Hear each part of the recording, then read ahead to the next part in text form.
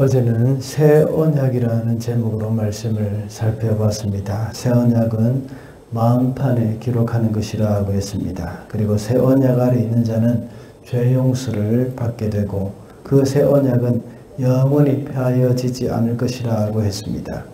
오늘 본문의 배경은 유다 시드기야 왕이 된 지 10년, 시드기야가 왕이 된 지 10년이 되었을 때였습니다.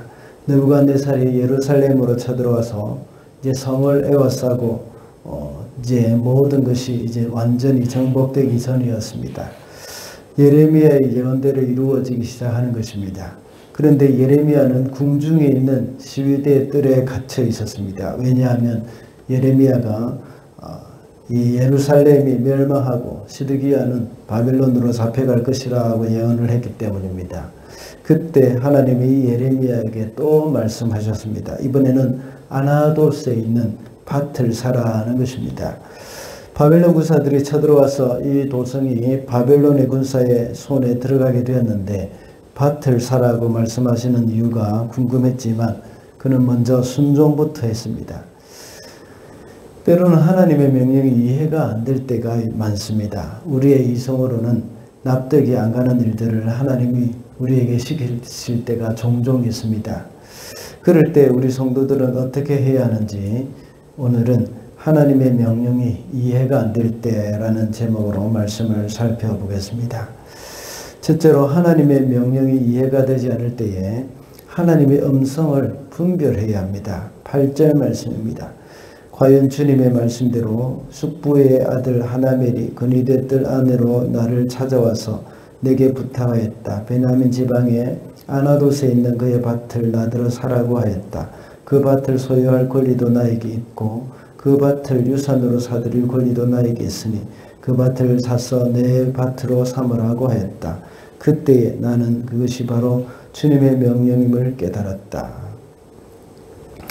예레미야가 시위대 뜰에 갇혀 있을 때에 하나님께서 7절과 같이 말씀하셨는데 바로 하나멜이 그니데까지 찾아와서 자기에게 밭을 사라고 할 것이라고 말씀하셨습니다. 그리고 그때에 밭을 사라고 이렇게 말씀을 하십니다. 예레미야의 숙부의 아들 살룸의 아들, 숙부인 살룸의 아들 하나멜입니다. 하나멜이 와서 이렇게 권했습니다. 그 말씀대로 예레미야는 이제 밭을 샀죠. 방금 읽은 8절 말씀을 보면 그때 예레미야는 이것이 바로 주님의 명령임을 깨달았다고 말하고 있습니다. 예레미야는 7절과 같이 하나님의 말씀이 먼저 자신에게 임하였을 때 그것을 기억을 하고 있었고 실제로 하나멜이 찾아왔을 때에 하나님의 말씀을 기억하고 그것이 하나님의 뜻이라는 것을 이제 분별을 하게 되었던 겁니다.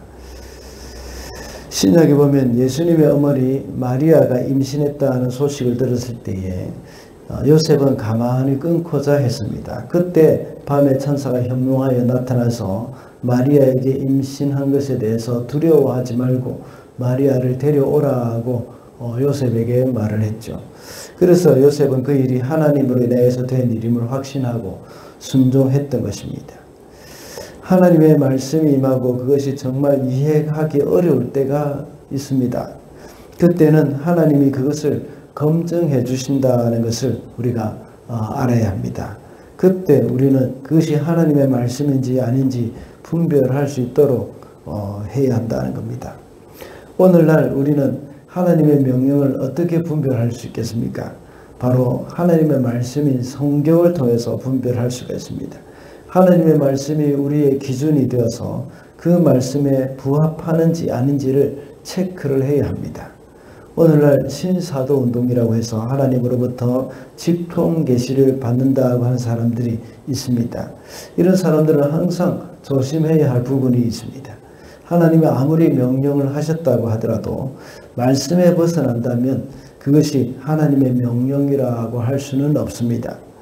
아무리 하나님이 자신에게 직접 말씀을 하셨다고 하더라도 스스로 하나님의 말씀인 성경을 통해서 검증을 거치고 분별을 해야 하는 것입니다. 그러므로 우리는 늘 하나님의 말씀을 우리 가까이 할 필요가 있다는 것입니다. 둘째로 하나님의 명령이 이해가 되지 않을 때도 그 말씀에 순종을 해야 합니다. 9절과 10절입니다. 나는 숙부의 아들 하나멜에게서 아나돗에 있는 그 밭을 사고 그 값으로 그에게 은 17세겔을 달아주었다. 그때 나는 매매 계약서에 서명을 하고 그것을 봉인하고 증인들을 세우고 은을 저울에 달아주었다.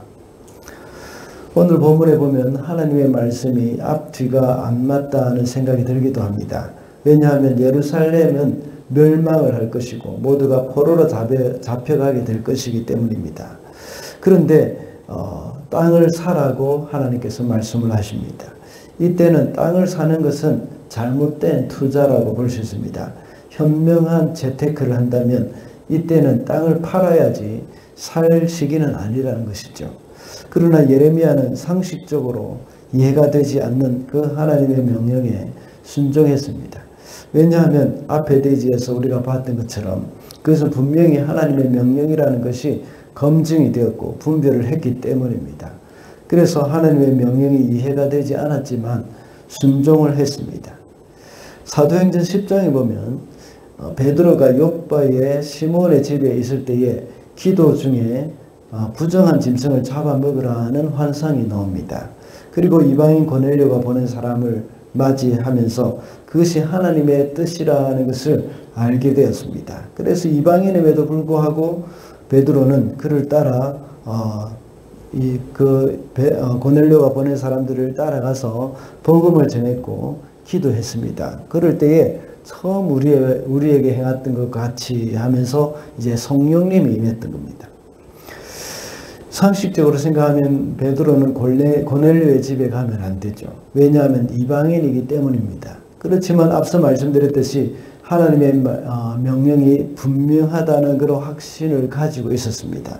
그래서 베드로는 아직 이해가 되지 않았지만 순종했던 것입니다.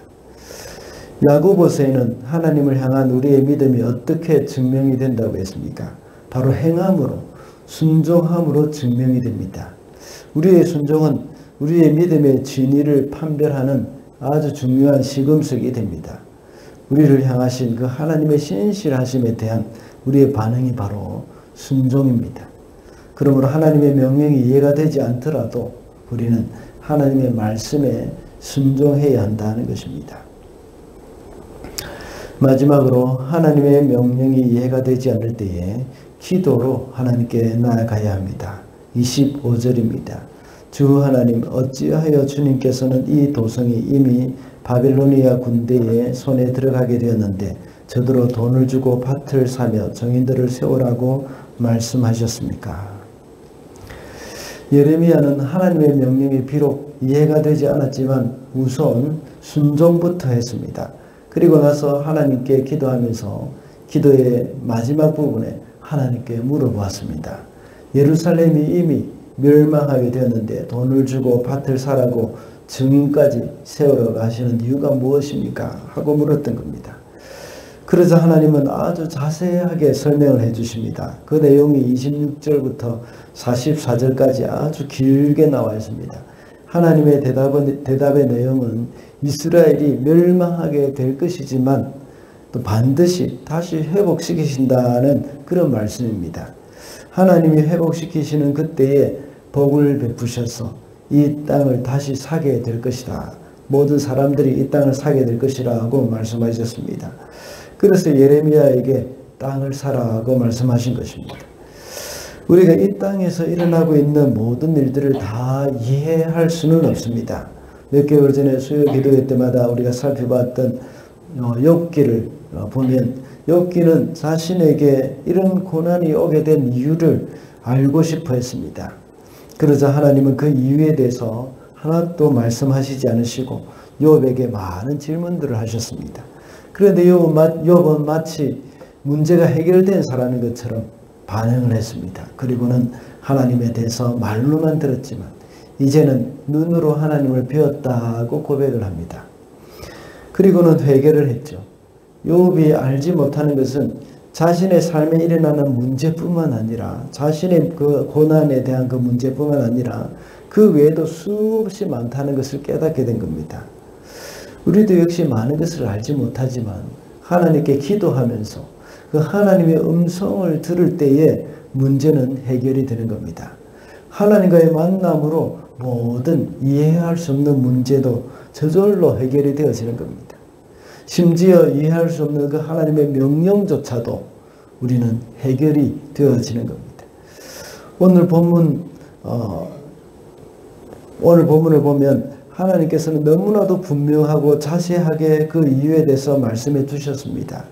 그러나 사실 그 이유를 하나님이 예레미야에게 일일이 설명하실 이유는 없습니다.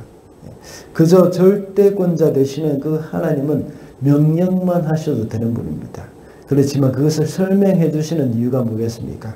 예레미야가 백성들에게 그것을 전해야 하기 때문입니다. 우리 성도들의 삶 가운데서도 때로는 이해할 수 없는 일들이 많이 일어납니다. 그리고 어떻게 해야 할지 알 수도 없을 때가 참 많습니다. 그때 우리는 그 문제를 가지고 조용히 하나님께 엎드려야 합니다. 그럴 때 하나님은 그 문제에 대해서 정확하게 말씀해 주실 것입니다. 반대로 정확하게 말씀해 주시지 않는다고 하더라도 주님과의 그 만남 자체로 내가 가지고 있는 그 문제를 가지고 주님께 나아가실 때에 그 주님과의 그 만남 그 자체만으로도 우리는 그 문제가 마치 해결된 듯한 그러한 마음으로 마음이 새롭게 되어지고 새 힘을 얻게 되어지는 그런 일들이 일어나는 것입니다. 말씀을 맺겠습니다. 오늘은 하나님의 명령이 이해가 안 될 때라는 제목으로 말씀을 살펴봤습니다. 하나님의 명령이 이해가 안 될 때에 하나님의 음성을 먼저 분별해야 한다고 했습니다. 그리고 이해가 안 되더라도 순종하고 기도로 하나님께 나아가야 한다고 했습니다. 오늘도 순종의 삶으로 하나님께 대한 우리의 믿음을 증명해 나가며 살아가는 저와 여러분이 되시기를 바랍니다.